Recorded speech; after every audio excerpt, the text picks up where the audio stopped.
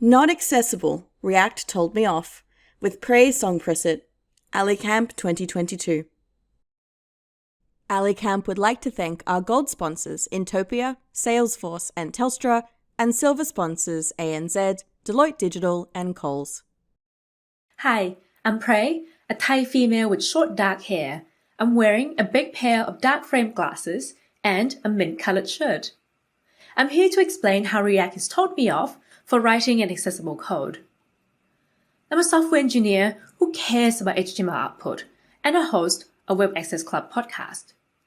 I started my career as a junior designer. Within the first month, I realized that I did not enjoy designing, but I sure enjoy coding up people's designs using HTML and CSS. So I've been the front-end person ever since. I love creating responsive designs and improving usability of designs through code. I was mainly working on large information-heavy sites for many years, and so using HTML, CSS, and a little touch of JavaScript was just enough for me to get by. That is how I've managed to avoid learning how to code in modern JavaScript frameworks like React for most of my career. Majority of my previous projects actually focused on templating information-heavy sites like tourism websites.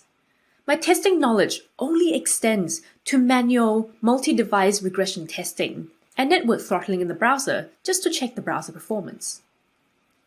Since my code is usually concerned with the visuals and in a fixed budget, fast-paced agency environment to boot, I didn't know, or I didn't need to know, how to write tests for my front-end code.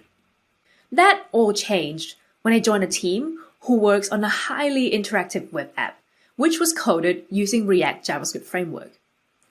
It was also then that my job title changed from a developer to an engineer.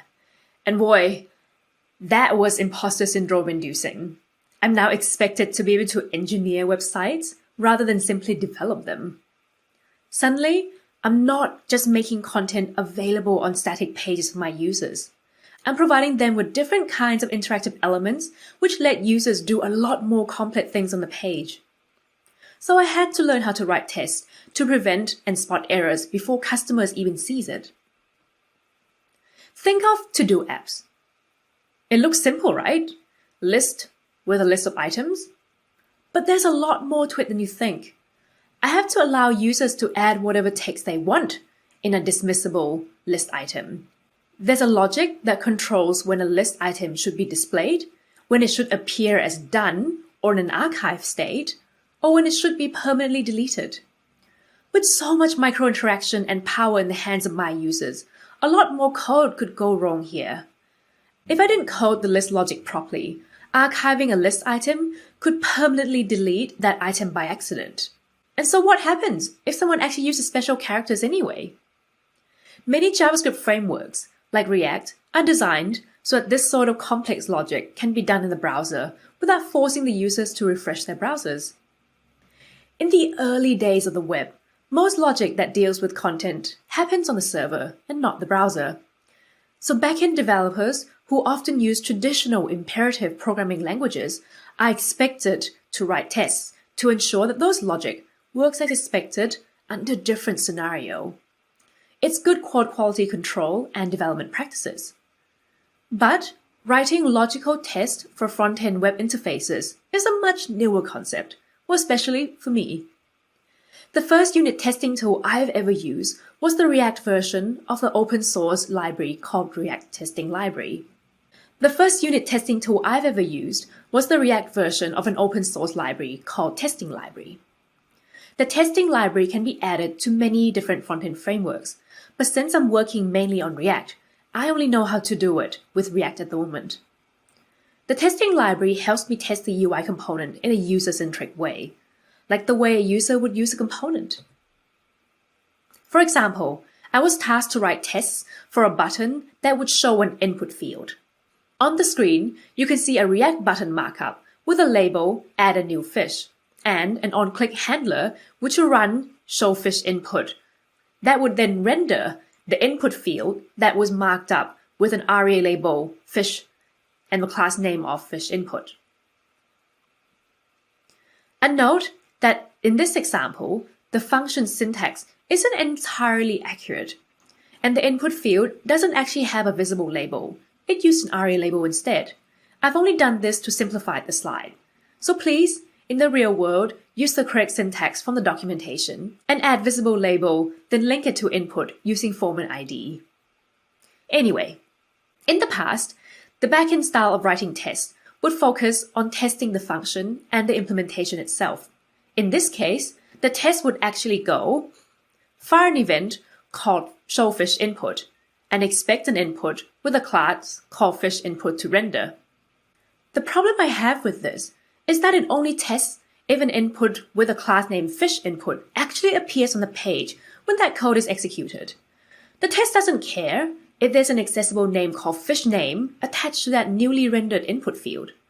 That is not how users think about this interface. Users don't care about class name. CSS classes are not visible to users on the page anyway. Their screen reader won't read it, and the voice dictation tools can't find element using CSS class. This is how you'd write it in React Testing Library. The user event called addNewFish was clicked. Then the test expects that the input field with an accessible name called fishName to appear. React Testing Library is accessibility first like that. It encourages engineers to write tests that queries accessible names and DOM roles, rather than the arbitrary IDs and classes that users just don't care about. In this example, I used getByRole to query and find the input field that was rendered. But you can query or find things in the DOM by other useful things as well, like by text, by alt text, by display value, even interactive states like pressed, clicked, selected. This is fantastic, because if the test cannot access those values, then something is seriously inaccessible about your code. Once I spotted an issue where a hidden attribute accidentally remained attached to the component that should be displaying. The query would told me that there's a problem because it just couldn't find this hidden text, so the test actually failed. What prompted me to write this talk was when the React Testing Library once helped me spotted that my team was using the wrong component from our design system. On the screen, I put up two UIs that looks identical. This could be a select box or a drop-down. My team needed a drop-down UI, so we quickly picked up one of the things that seems easiest to implement from the design system. In this example, the drop-down UI has a visible label called Fish Habitat. That just shouldn't change. We wrote a test to select an option to display information that is related to a habitat. In that case, freshwater was selected. We found out that the drop-down's accessible name after we selected freshwater was Fish Habitat Freshwater. We were very confused. Why did the accessible name change when something was selected? We tested it with a screen reader. It also announces Fish Habitat and Freshwater. It turns out the problem was that we used a select component instead of a drop-down menu. Select is a type of input field that was originally designed for form submissions. Usually, a select input field would have a visible label. Once an option was selected, the screen reader would read both the label and the value, just like other input fields if it was properly related to a label. My team saw the design system component came with an option to hide a visible label. The designs didn't have one in the trigger, so we enabled that option. The design system team realized that a select input will only announce the value of freshwater without any context to the screen reader users if a visible label was hidden. So they tried to be helpful and set ARIA label for the select input as a label and value. Hence, Fresh Habitat and Freshwater was announced. We should have used the drop-down menu component instead. It was actually designed to be used just as a menu of repeatable activities that people could do on the page. Hence, there is no need to announce what is selected. The drop-down accessible name never changed. Thanks to React Testing Library, it nudged my team to re-implement the feature with the right component from our design system. I talk quite a bit about React version of Testing Library, but as the name suggests, it's a library, something that is designed to be used in conjunction with a framework, not React itself. So what does React itself actually do to help nudge engineer to write more accessible code? Well, it tries to improve its documentation, recommend more development assistance, and bundle these recommendations in their starter kit. With documentation, React understands that beginners just copy and paste code quite blindly when we're learning. So their copy and paste example all throughout their docs are slowly getting better and more accessibility conscious all the time. That is, of course, human interventions though. It's documentation, which requires reading. What about machine intervention? Well, that can be done via recommending basic development assistance. Everyone makes mistakes, so whenever possible, let tools instead of people tell them off. There are some basic accessibility linting tools like ActLinter or EaseLint plugin. Those tools would highlight HTML attribute that is just not quite right or is missing a specific type of element with a red squiggly line like when you made a typo and would show you warnings in the console. The example on this screen shows linting message for an image and then another for a button called Add New Fish with tab index number 2. The linting image actually said that the image needed alternative text or a role of none or presentation. For the button, the linting message said that tab index value should be no greater than 0. This is a great way to remind engineers of basics when they are coding. The last thing React did was to recommend good practices in Create React App Starter Guide. The Create React App is a bootstrap kit for starting a new React project. React understands that it's critical to add best practices to starter kits because that is usually how someone just gets started with their first React project.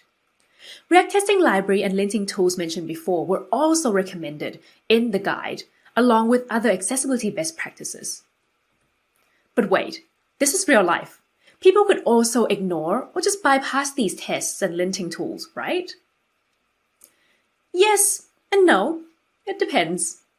For React testing library, if you don't write any tests as a part of a usual development process in the first place, then of course, you won't reap the benefits of React testing library. But if your team does test-driven development, where you write tests first and then write real code which would fix that test, then React testing library will slot right into your workflow. As for development assistance like linting, you can turn some of those tools off, like additional libraries and extensions that is attached to your code editor.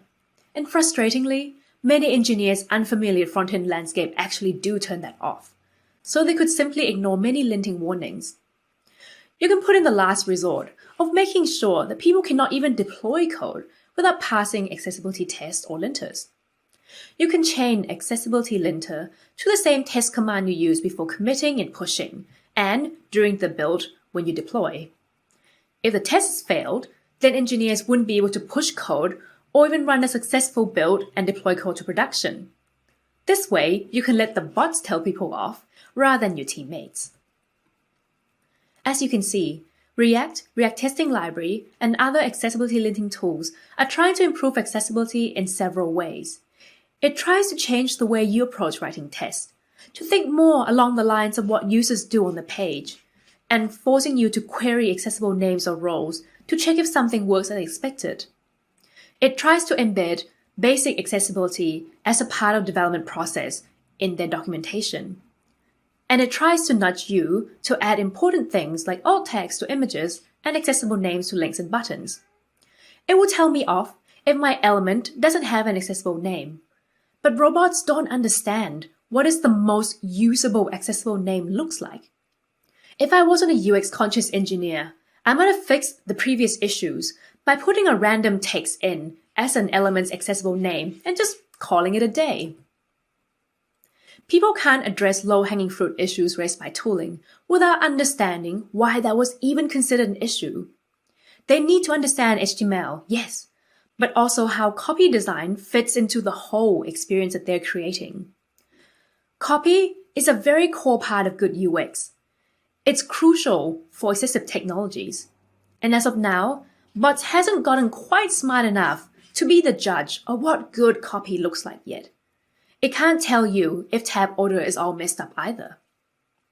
Another problem is that new team members who weren't involved in the automated test and linting tool setup may incorrectly assume that if the test passed, you're accessible. Teams need to create embedded culture of making things accessible in all parts of the process, from research, design, to criteria writing, to tests, in order to prevent that misunderstanding. So yes, React could tell me off for writing some inaccessible code, but we still have to rely on human coders, testers, and designers to figure out what makes sense for our UI. It is important to remember that accessibility isn't a standalone thing that you can test in isolation. It is a mindset of creating a usable experience for everyone. And it still needs humans to work together to create something truly inclusive. AliCamp 2022.